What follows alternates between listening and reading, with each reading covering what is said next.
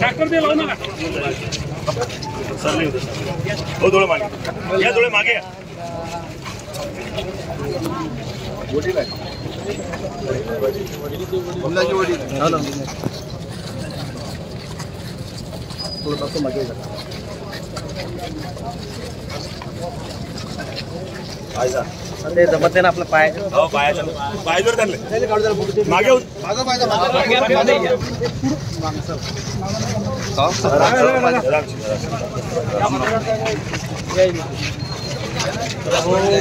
चला चला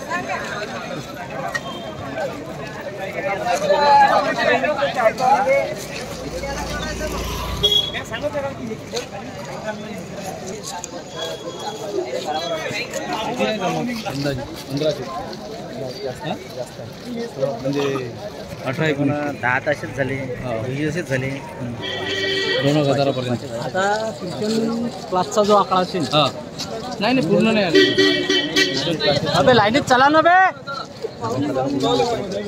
उशिरा आणले की क्लास क्लास उद्याला त्याचा आता म्हटलं जास्त आहे त्याला वर नोंदणी दिली ना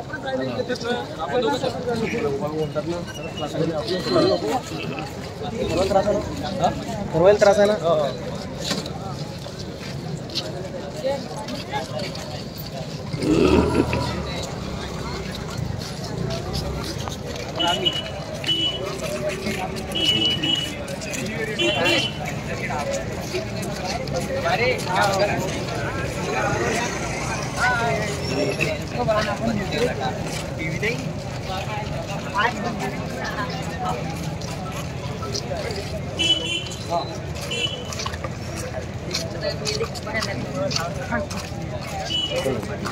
अतिशक्ती होते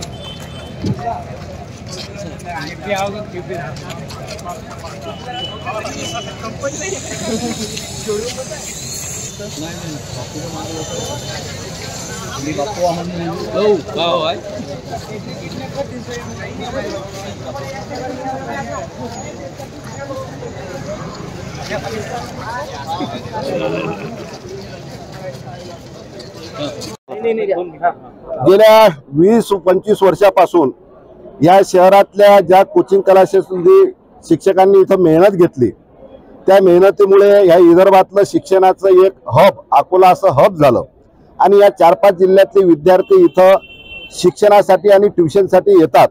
त्याचे आई वडील बहीण भाऊ सोडून ते इथं येतात परंतु त्यांच्या सुरक्षेची कोणती यंत्रणा ह्या शहरामध्ये नाही. 1 जानेवारीला 16 वर्षाचा तरुण मुलगा ज्याच्या आई वडिलांनी त्याचे स्वप्न पाहिले होते की माझा मुलगा डॉक्टर झाला पाहिजे इंजिनियर झाला पाहिजे तो शिक्षणासाठी इथं येतो आणि संध्याकाळच्या टाइमला त्याला भूक लागली असता त्याचा डबा आला नाही म्हणून तो किराणा दुकानावर वेपर्स बिस्किटचे पाकिट आणण्यासाठी जातो आणि क्षणभरात गुंड प्रवृत्तीचे लोक असताना तिथं त्याला 50 रुपयासाठी त्याची हत्या करतात.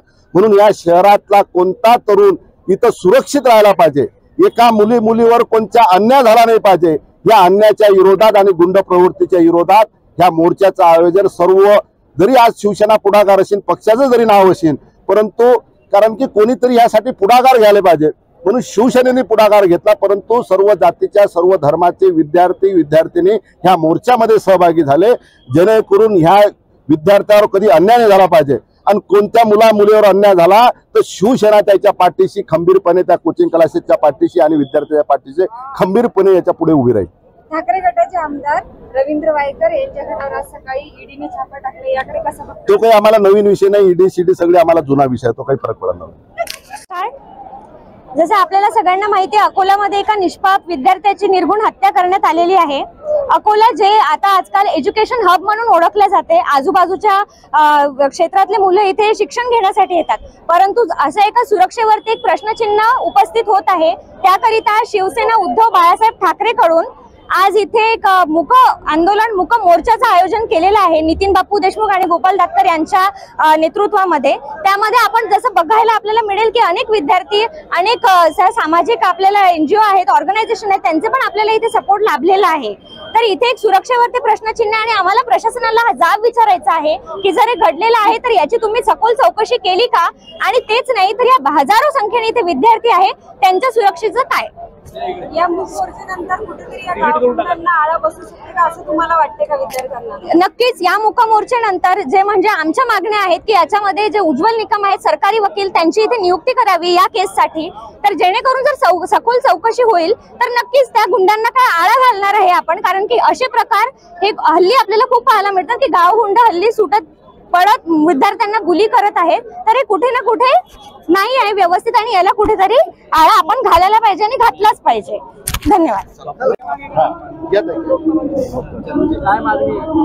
आम्हाला हेच मागणी आहे की असं हे विशाल सोबत घडलं, हे असं कोणासोबत बी घडो ना, याला फाशी लवकरात लवकर देण्यात यावी. याआधी त्याचं भांडण कोणासोबत तो मुलगा असा आहे, पूर्णपणे विचारपूस करा.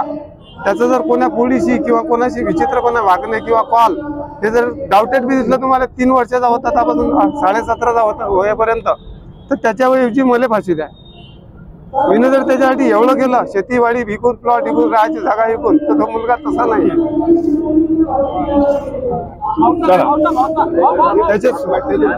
त्याचे जे स्वप्न होते की बा खूप मोठा ऑफिसर बनीन मी, ते स्वप्न या नालायकानं फार खराब केले. त्याचे स्वप्न होते MBBS MD डॉक्टर बनीन मी.